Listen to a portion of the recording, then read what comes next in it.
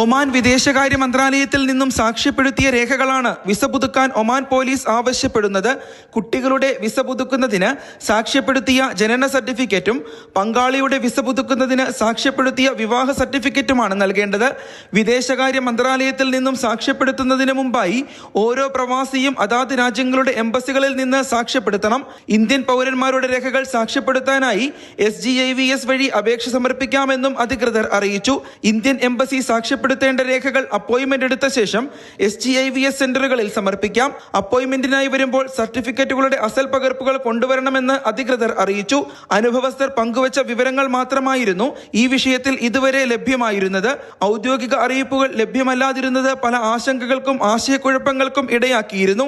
നിരവധി പ്രവാസികൾ അധികൃതർ ആവശ്യപ്പെട്ട രേഖകളുടെ വിവരങ്ങൾ സമൂഹ മാധ്യമങ്ങളിലും പങ്കുവച്ചിരുന്നു. എംബസിയിൽ നിന്നുള്ള സ്ഥിരീകരണം വന്നതോടെയാണ് ഈ വിഷയത്തിൽ പ്രവാസികൾക്ക് വ്യക്തത ലഭിച്ചത്. Mathrubhumi news, Muscat.